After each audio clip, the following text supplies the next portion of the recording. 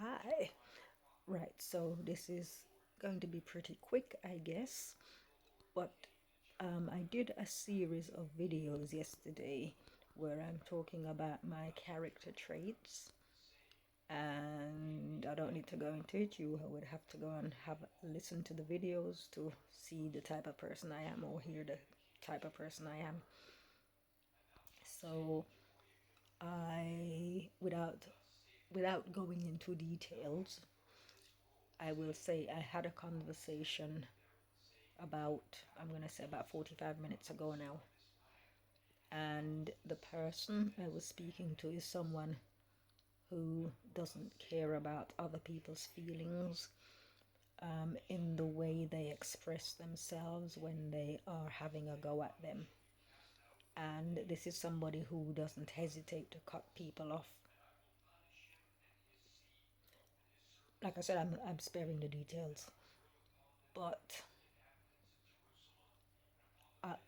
what I was trying to make clear was, okay, if you're somebody who claims you're straightforward, then you tell people exactly what it is you have against them.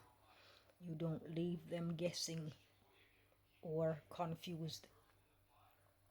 And I was trying to make this point. So I am the type of person, if I'm telling you what it is, I am telling you in a way, I'm telling you what I'm thinking. I'm telling you in the way that I need to tell you. So as the conversation went on, it became apparent that the person having, was going on about other people that have been put in their place. It became apparent that the person didn't like what I was saying and didn't like how I was saying it, and didn't like the fact I talked yesterday, and I've talked in other videos, that I don't follow the blood is thicker than water principle. I am not a respecter of persons. And I know there are people who will find what I'm about to say controversial, but I would argue that God fights fire with fire. In some situations, God plays the cruel to be kind card, because a lot of religious people, especially Christians, buy into the love and tolerance and be kind principles. I most certainly don't. I believe in doing unto others as you would have done. And so what I'm saying is this: I didn't call a person. I was speaking to the person called me and couldn't wait to get off the phone quick enough as the conversation was heating up. But it wasn't like an argument, I was just expressing, because I spent the whole time saying, well, when I need to make myself clear with people, I tell them exactly what it is that I've got against them. I don't leave them wondering if maybe it was something they said or something they did. I will tell them exactly what it is. And I said the reason I can do this is because I don't need people. I don't actually need to have people around me. And people would argue and say, but we all do. And I will argue back and say, I don't. So in this situation, the person I was speaking to is somebody who, gosh, how do I put this? I maybe have to come back to that thought, right? But basically, this person, after a fashion, is a respecter of persons. And I've said so many times that I don't do family, but people people hear me say that, but then when they see me practice it, they struggle to cope with it. They struggle to cope with the idea that I can be that cold. but I'm not actually being cold. I am living according to my word. So I have these standards and these principles, and I live by them. But people say talk is cheap. But like I said, when they see me actually doing the thing that I espouse, or saying the thing that I espouse, sometimes they struggle with it. So as I said, the person couldn't wait to get off the phone. But it's that small matter of, right. Okay, so I'm like this. If for me, the cure for a bully is to give them back what they give. It's not to go and talk to them in peace. That's the quickest remedy in my view. But that's me. We're all different, but that's my view. So I believe strongly. I mean, it was on the tip of my tongue, and it was something that I could have said in answer to something, but the person isn't on that level. Again, it's about levels. The person isn't on any kind of level spiritually where they would get what I would have said. If it was somebody who understood spiritual things, I would have said what I would have said. So it's not a case of not wanting to say it, or, if you like, censoring myself. It was you.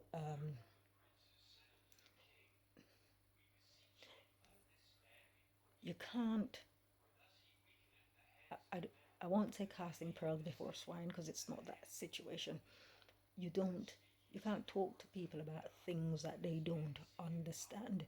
It's like speaking Russian to somebody who doesn't speak the language. You may as well use. You may as well not say anything. So similarly, it's the same with spiritual things. If the person you're dealing with is not familiar with spiritual things, there's no point going down that avenue with them. So, all right, in my experience, when all right, so I'm gonna just come out and say it. This isn't new territory for me. I have had many occasions when somebody's needed dealing with, and because I am the way that I am, I get sent in to do it. But again, there are people who will listen to this and think, what the hell is she talking about? So, in other words, what I said, God gives fire for fire, so measure for measure. And in this situation, it is for the good, the person I was speaking to, it is for their good that they've met, or rather, they've got into a discussion with somebody who's bigger and badder than them. Because you see, I don't give way to my feelings and emotions. I'm not sensitive, whereas the person gives way to feelings, emotions, sensitive, worries, feels fear, all those negative emotions, whereas I don't. So basically, I've come across somebody who is, it's like a bigger monster, if you want to talk monsters. So that's one monster, and I'm the bigger monster in this case. But it is for the good. It is being cruel to be kind. But I mean, if there are novices who will listen to this, and all they know is love and tolerance and be kind, and it will hurt them. But the person I was speaking to is quite, I mean, people who've encountered, or who've got into discussions, or rather come out on the wrong side. And most people come out on the wrong side with this individual. If I went and related to them what I said, they would be shocked because nobody dares talk to the person like that. So sometimes I guess the person's met their match. It's a bit of a mismatch. But whereas in my situation right now, someone else would be feeling bad. They'd be thinking, oh my gosh, I shouldn't have said that. Maybe the person's there feeling hurt, something. I'm not feeling that way. I'm feeling glad because what was said, what's been done, is for the betterment of that person. That person's going to come out of it at the end a better person, because sometimes that's what sometimes people need shock treatment.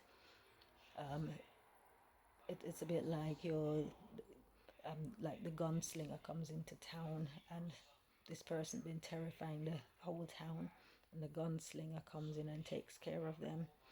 I'm not saying that this is going to have repercussions for other people, but this person needed gotten away with things for many, many years, and nobody's ever stood up to them.